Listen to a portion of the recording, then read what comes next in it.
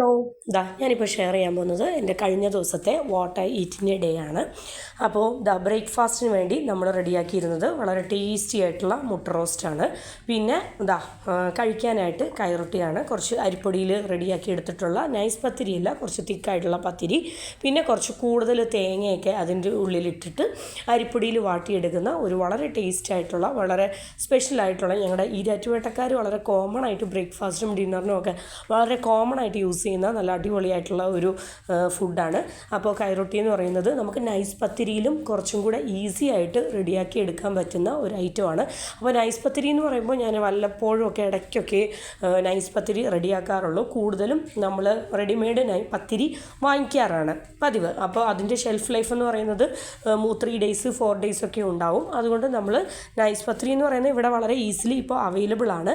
അപ്പോൾ റോയൽ പത്തിരി, തമാർ പത്തിരി എന്നൊക്കെ പറഞ്ഞിട്ട് നൈസ് പത്തിരി ഈസിലി അവൈലബിൾ ആണ്. അപ്പോൾ അതുകൊണ്ട് തന്നെ പത്തിരി നമ്മൾ ഉണ്ടാക്കൽ വളരെ കുറവാണ്, ഇടയ്ക്ക് ഉണ്ടാക്കും. കൂടുതലായിട്ടും നമ്മൾ പെട്ടെന്ന് അരിപ്പൊടി എടുത്ത് തേങ്ങയൊക്കെ എടുത്ത് ഒരുപാട് വളരെ പെട്ടെന്ന് ഈസി ആയിട്ട് റെഡിയാക്കുന്നത് കൈറൊട്ടിയാണ്. ഇതാകുമ്പോഴത്തേനും നമ്മുടെ നൈസ് പത്തിരിക്ക് വേണ്ട അത്രയും കുഴയ്ക്കലോ അതുപോലെ തന്നെ പരത്തലോ അങ്ങനെയുള്ള പ്രശ്നങ്ങളൊന്നുമില്ല. നമുക്ക് പ്രസ് ചെയ്തെടുത്ത് പെട്ടെന്ന് തന്നെ ഈസി ആയിട്ട് പെട്ടെന്ന് ചുടുന്ന ഒരു തരം പത്തിരിയാണ് ഈ ഒരു കൈപ്പത്തിരി എന്ന് പറയുന്നത്. അപ്പോൾ ഒരു കപ്പ് ചൂട് ചായയും ഒക്കെ ചേർത്തിട്ട് നമ്മൾ അത് കഴിച്ചു. അപ്പോൾ ഇതെന്ന് പറയുന്നത് ഞാൻ പറയാം കാര്യം എന്താണെന്ന് വെച്ചാൽ ഇത് നമ്മുടെ ഒരു റെസിപ്പി വീഡിയോ നമ്മൾ നെക്സ്റ്റ് ഡേയിൽ ഷെയർ ചെയ്യുന്നുണ്ട്. ഒരു അടിപൊളി വളരെ ടേസ്റ്റി ആയിട്ടുള്ള ഫിഷ് കറി, അയലക്കറിയുടെ വീഡിയോ ഞാൻ നെക്സ്റ്റ് ഡേയിൽ എടുക്കുന്നുണ്ട്. അപ്പോൾ അതിന് വേണ്ടിയിട്ട് കുറച്ച് ഫോട്ടോയും കാര്യങ്ങളൊക്കെ എടുക്കുന്നതാണ്. അപ്പോൾ നമ്മുടെ ലഞ്ച് വിശേഷങ്ങളിലേക്ക് നമുക്ക് കയറാം.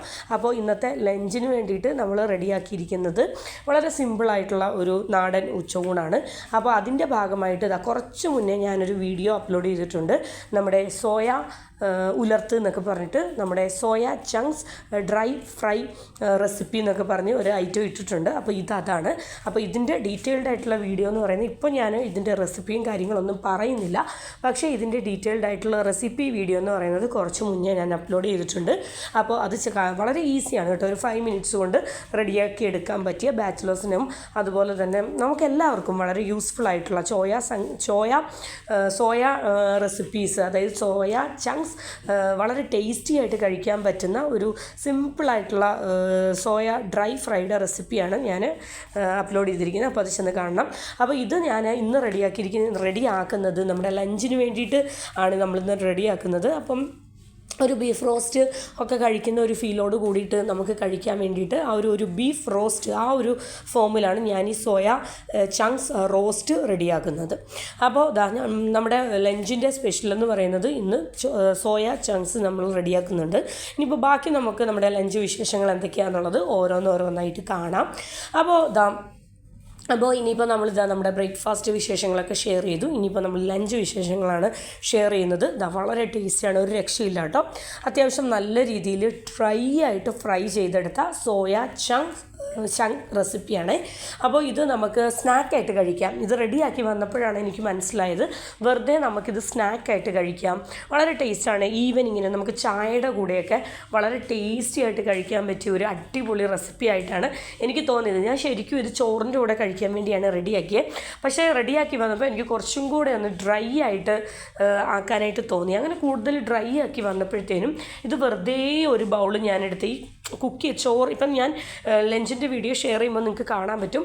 ഭയങ്കര ടേസ്റ്റായിരുന്നു. അപ്പോൾ കഴിച്ച് വന്നപ്പോഴത്തേനും ലഞ്ച് കഴിക്കാൻ നേരം ഇത് വളരെ കുറച്ചേ ഉണ്ടായിരുന്നുള്ളൂ.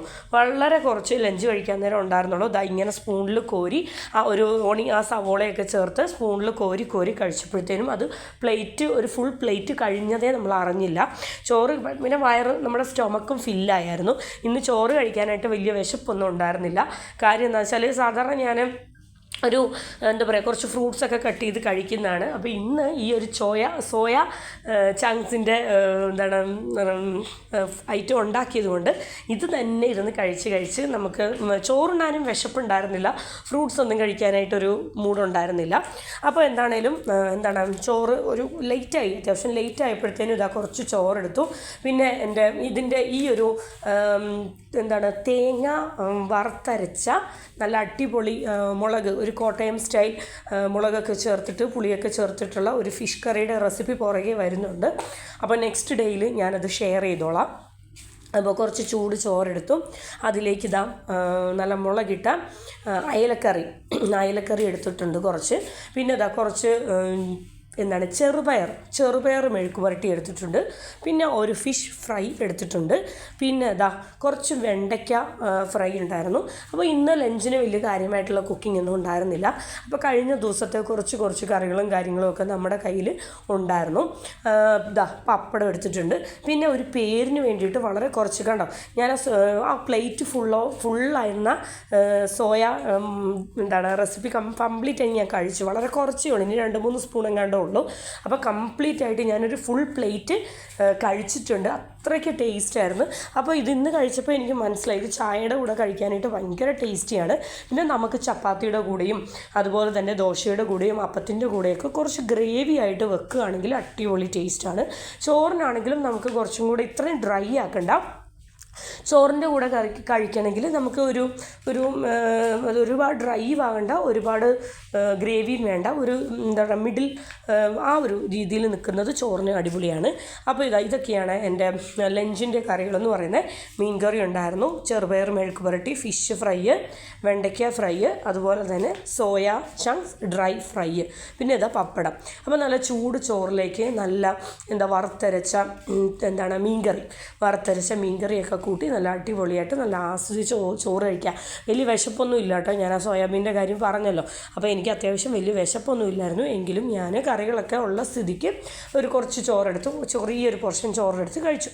അപ്പോൾ ചോറൊക്കെ കഴിച്ചതിന് ശേഷം മധുരമായിട്ട് എന്തെങ്കിലും വേണമെന്ന് പറഞ്ഞു. അപ്പോൾ എൻ്റെ ഫ്രണ്ട് ഫിനി അവൾ കഴിഞ്ഞ ദിവസം വന്നപ്പോഴത്തേനും നമുക്ക് കൊണ്ട് തന്നതാണ് നല്ല അടിപൊളിയായിട്ടുള്ള വൈറ്റ് ഫോറസ്റ്റ് കേക്കാണ്.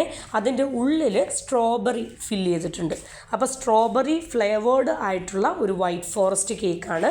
അപ്പോൾ നമ്മുടെ ആ ഒരു കൊക്കനട്ട് ഉണ്ടല്ലോ, ആ ഒരു ഡ്രൈ കൊക്കനട്ട് ഒക്കെ അതിൻ്റെ മുകളിൽ സ്പ്രെഡ് ചെയ്തിട്ട് വൈറ്റ് ചോക്ലേറ്റ്സ് ഒക്കെ സ്പ്രെഡ് ചെയ്തിട്ട് പിന്നെ മുകളിൽ ആ ടോപ്പിംഗ് ആയിട്ട് വെച്ചിരിക്കുന്നത് ചെറിയായിരുന്നു. അപ്പോൾ അങ്ങനെ നമ്മൾ എന്ത് ചെയ്തു, ചോറിലിട്ട് എല്ലാവരും ഓരോ ചെറിയ പീസ് കേക്കൊക്കെ കഴിച്ചു. മധുരമായിട്ട് എന്തെങ്കിലും കഴിക്കാൻ തോന്നിയപ്പോൾ. അതിനുശേഷം ഈ വൈകുന്നേരം ഒരു 5:30-6 ഒക്കെ ആയപ്പോൾ കിച്ചണിൽ കയറിയിട്ട് ചായ വെക്കുകയാണ്. അപ്പോൾ ചായക്ക് വേണ്ടിയിട്ട് ഇന്ന് വലിയ കാര്യമായിട്ടുള്ള സ്നാക്സ് ഒന്നും ഇല്ല. കാര്യം എന്താ വെച്ചാൽ ബട്ടർ കുക്കീസ് എല്ലാം നമ്മൾ വാങ്ങിച്ചതാണ്. ബട്ടർ കുക്കീസും പിന്നെ കുറച്ച് കപ്പ വറുത്തതും കുറച്ച് ചിപ്സും അങ്ങനെ എന്തൊക്കെയോ അല്ലറ ചില്ലറ സ്നാക്സൊക്കെ നമ്മളിതാ കുറച്ചെടുത്ത് ചായക്ക് കുറയ്ക്കാൻ വേണ്ടിയിട്ട് വെച്ചിട്ടുണ്ടായിരുന്നു. പിന്നെ ഞാൻ റെസിപ്പി വീഡിയോസ് ഞാൻ ഇടയ്ക്ക് എന്നും ഈവനിങ്ങിന് ടീ ടൈമിൽ നമ്മൾ സ്നാക്സ് പൊരിക്കാറില്ല. ഇടയ്ക്കൊക്കെ സ്നാക്സ് പൊരിക്കാറുള്ളൂ. ആ സ്നാക്സ് പൊരിക്കുന്ന ദിവസങ്ങളിൽ ഇപ്പോൾ റെസിപ്പി വീഡിയോ ആയിട്ട് അത് ഞാൻ ഷെയർ ചെയ്യാറുമുണ്ട്. അപ്പോൾ പിന്നെ ഇടയ്ക്ക് നമ്മൾ ഇതുപോലെ ചെറിയ ഈസി ആയിട്ടുള്ള ലഞ്ചിന് വേണ്ടിയിട്ട് റെഡിയാക്കുന്ന റെസിപ്പീസ് ഇടയ്ക്ക് ഞാൻ ഷെയർ ചെയ്യാറുണ്ട്. ഇടയ്ക്ക് ഞാൻ സിമ്പിളായിട്ടുള്ള സ്നാക്ക് റെസിപ്പീസായിട്ട് വരാറുണ്ട്. അത് നമ്മൾ ഓരോ ദിവസവും നമ്മൾ ചെയ്യുന്നതിനനുസരിച്ച് നമ്മൾ വീഡിയോ എടുത്ത് വെക്കാറാണ് പതിവ്.